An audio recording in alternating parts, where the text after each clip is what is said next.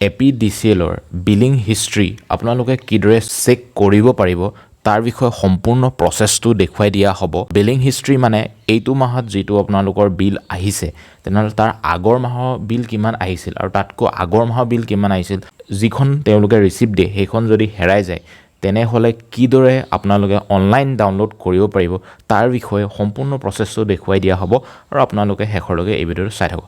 পোনপ্ৰথমে আপোনালোকে যিকোনো এটা ব্ৰাউজাৰ অ'পেন কৰিব আৰু তাত চাৰ্চ কৰিব APDCL বুলি। ইয়াৰ পিছত অন্য এটা ইণ্টাৰফেচ দেখা পাব য'ত এনেদৰে দেখা পাব Assam power distribution company limited বুলি আপোনালোকে স্ক্ৰীনত দেখা পাইছে, তাতে আপোনালোকে ক্লিক কৰি দিব। ইয়াৰ পিছত অন্য এটা ইণ্টাৰফেচ দেখা পাব আৰু ইয়াত যিটো ক্ৰছ চিন আছে সেই ক্ৰছ চিনটোত চিলেক্ট কৰি দিব।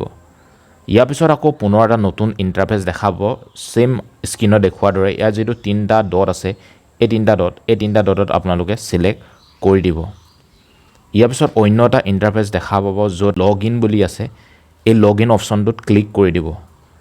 লগ ইন অপশ্যনত ক্লিক কৰাৰ লগে লগে অন্য এটা ইণ্টাৰফেচ দেখাব য'ত আপোনালোকৰ মোবাইল নম্বৰ দিব লাগিব। মোবাইল নম্বৰ মানে সেইটোৱে ৰেজিষ্টাৰ আছে, সেই ৰেজিষ্টাৰ্ড ফোন নম্বৰটো আপোনালোকে ইয়াত টাইপ কৰি দিব। লগ ইন অপশ্যনত ক্লিক কৰি দিব আৰু লগ ইন অপশ্যনত ক্লিক কৰাৰ লগে লগে আপোনালোকৰলৈ এটা OTP যাব, যি স্ক্ৰীনত দেখাৰ দৰে। এই OTPটোতে আপোনালোকে যিটো মোবাইলে যাব সেই OTPটো ইয়াত টাইপ কৰি দিয়াৰ পিছত verify OTP and log in অপশ্যনত ক্লিক কৰি দিব আৰু ইয়াৰ পিছত অন্য এটা ইণ্টাৰফেচ দেখাব যিটো স্ক্ৰীনত দেখাৰ দৰে। ইয়াতে যি বিভিন্ন অপশ্যন দেখাব তাৰ ভিতৰত বিলিং হিষ্ট্ৰী যিটো অপশ্যন আছে স্ক্ৰীনত দেখা পাইছে তাতে ক্লিক কৰি দিব।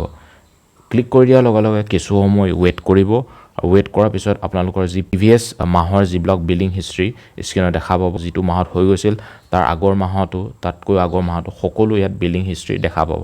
আপোনালোকৰ অপশ্যনটো দেখা পাইছে ইংলিছ অসমীয়া, সেই তাতে ডাউনলোড অপশ্যনটো ক্লিক কৰি দিলে এই যি হিষ্ট্ৰীখন ডাউনলোড কৰিব পাৰিব আৰু এনেধৰণে আপোনালোকৰ APDCLৰ যি বিলিং হিষ্ট্ৰীখন সহজেই ডাউনলোড কৰি দিব পাৰিব। সম্পূৰ্ণ প্ৰচেছটো দেখুৱাই দিয়া হ'ল আৰু এই যি প্ৰচেছৰ বিষয়ে যদি কিবা আপোনালোকৰ জানিব বিচাৰে, ডাউট থাকে, তেনেহ'লে নিশ্চয় তলত কমেণ্ট কৰিব, মই উত্তৰ দিব নিশ্চয় চেষ্টা কৰিম আৰু আজিলৈ ইমানেই। ধন্যবাদ।